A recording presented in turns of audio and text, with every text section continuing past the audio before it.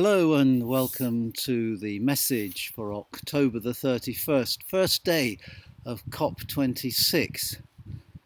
And COP26 better work. It's not looking very good at the moment.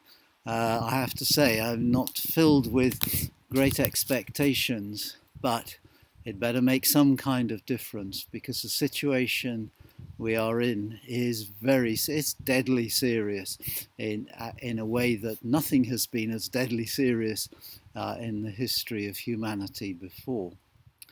If only we'd listened to Jesus. That's going to be really something that's nagging at the back of my mind, I think, during the time of COP26, this 2 weeks of world leaders. Do be praying for them and do be active, not just in these 2 weeks, but perhaps even more importantly now, in the days that follow, in trying to change the whole climate of human opinion and trying to change the kind of pressures that world leaders are under, because they really do need to step up and be world leaders now.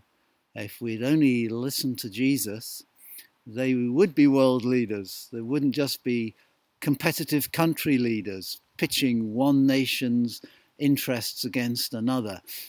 Guys, that day is over. We can no longer live on the planet in that way. If only we'd listened to Jesus, we wouldn't have been living in that competitive way anyway. We'd have been looking after one another instead of pitching one nation against nation. But we are where we are. So it's onwards and upwards from here. Talking of which, time for me to start up the rest of this hill and hope I keep my feet on the way. I'm afraid there'll be a bit of microphone noise because in a minute I shall emerge onto the mountaintop from the trees, and there's a bit of a wind blowing today. But do bear with me if occasionally the voice gets overtaken by the wind noise on the microphone. Our reading, we have 2 readings today. The first one takes us up the mountain, usually called by people who look at these things the Mount of Transfiguration. Happily, Luke never uses a word like that. He just says Jesus' appearance was changed, which is what transfiguration means. It means a change in appearance, but it implies something more simply than would be the case if you change your clothes or get a new pair of glasses. It's a heavenly change. It's an act of God upon nature type change. It's not a natural change at all. And in fact, it's quite hard to work out what kind of experience Peter, James, John and Jesus really had that day. Something like a vision, I suppose, but I'm not sure a vision really is enough. It seems to have been more material, more real, if you like, than that. Anyway, we don't even know which mountain it was. There were no large mountains in the area where they were in. But in a way, it doesn't matter. Because whatever mountain it was, and this is simply a small local hill in Somerset, it represents the Mount of God, or Sinai, the mountain where Moses heard God in speaking to him from the cloud back in the day when Moses was chosen by God to lead his people into freedom and to escape their slavery and lead them into a free future. And the same mountain, Mount Sinai, was where God appeared and spoke with Elijah many, many years after the Moses thing. And Elijah heard God, not so much speaking from the cloud as speaking in the silence. But anyway, the real point is this. For the people of Jesus' culture and time, for James and John and Peter, and for Jesus, the 2 great figures of Israel for all time, the 2 great figures after Abraham were Moses and Elijah. And they were great because they led by being listened to. They were prophets. They spoke for God, but they spoke for God in order to provide God's people with a lead, a sense of direction, a purpose, and an understanding. And so the nation of ancient Israel could move into its God-given future. So Moses led the people in the great Exodus, for which the Old Testament book of Exodus is known, the great leaving, the great departure into freedom from slavery. And Elijah, who was regarded at the time as second only to Moses in order of importance, a kind of second Moses, led the people away from their indulgence, their lustness, their slavery to unhelpful voices and wrong influences, and into the freedom of restoring a better relationship with God. So Moses and Elijah were chosen and met with God on the mountain, and there they were commissioned and instructed in order to serve the purposes of God and to lead the people. Now God says to Peter, James and John, and so to all the disciples, right up to us in our time and our place, this is my Son, whom I've chosen. Listen to him. So the God who had previously chosen Moses for one purpose and Elijah to continue that purpose, now has chosen his Son, somebody who stands therefore head and shoulders above Moses and above Elijah. And we're to listen to him. If we'd listened to him, the world would be a different place than it is today. From now on, it's a good day to say, let's really pay him proper attention. I don't know about you, it's not just the world, I think, that hasn't listened to Jesus. It's me. I've listened too casually. I've allowed other influences, pressures, and voices to steer me where it wasn't really worth going. I should have filtered everything through Jesus. I think that's what it really means to listen to him as the voice of God. It means that, yes, there are other voices, and they may have something to share with me, but I need to pay first attention to what Jesus teaches me, to what Jesus says. So this message really is a follow-up to last week when we looked at the teaching of Jesus. And this is really a call to us to pay a different kind of attention to what Jesus says to us, so that we can rise and live the right lives in the era in which we live, which through limited amount of choices of our own happens to be an absolutely critical era in the history of humanity. And how people choose to live now really, really, really matters. If only we will listen to Jesus, we will filter out the nonsense and get to the points that really matter and enable us to be faithful to God's voice.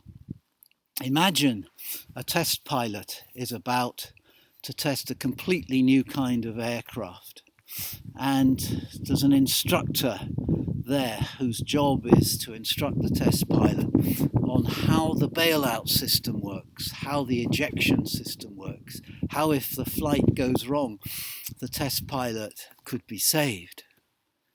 I reckon that test pilot will pay very careful attention to that instruction. That test pilot won't sort of listen in a generalized way. Oh yeah, I get the general picture of, ejection seats and stuff, bailing out. Yeah, we all know about that. Let's do something more interesting. I imagine that test pilot's going to go, I really need to understand what I'm being told here. That test pilot will not be content to just hear it once. That guy will go back over and over and over again to make sure she or he really grasps what they're being instructed in. Imagine the attention that a lover gives when the one that they want to spend the rest of their lives with proposes a marriage. That's a kind of attention I'm talking about. The kind of attention in which we put max effort into listening to the voice of God in Jesus. A long time ago, I had to pass an exam, and the lecturer in the subject was not a very good teacher, and I was not very good in the subject, and neither was I feeling very motivated. But I didn't like the subject, but I needed to pass the exam. So I had to accept that there was a responsibility on the listener, and I had to listen harder than ever and put more effort into those lectures than I did any other lecture, because there was a responsibility on me, if there was to be a good outcome, to listen with proper attention. Now, Jesus is a great teacher, I'm happy to say, but what kind of attention does Jesus get from you and from me? Never mind from the world. But if we're to have anything of Jesus' message filter into the world, we have to pay attention, real attention. Don't just sort of get some Bible study notes and quick flip through in 10 minutes a day or something. Just do whatever it is that you can do to pay proper attention. So it's not really a matter of the amount of Bible reading or Jesus reading that you do. It's a matter of quality of attention, really, that I think this is about. It's a matter of focus and of motivation. Every teacher knows that people can listen to you unmotivated, in which case they do very little learning, or they can listen to you with a high level of motivation, in which case they'll do a lot of learning. It depends upon how motivated you are. So what God has done on the Mount of Transfiguration, the mountain where Jesus' appearance was changed and he appeared with the endorsement of Moses and Elijah, the two greatest to have spoken for God before Jesus.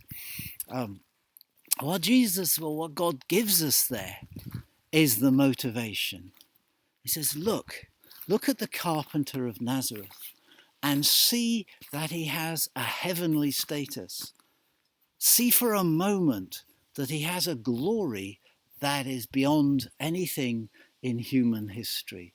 This is a glory that is granted Christ in eternity, and you get a quick snapshot view of it.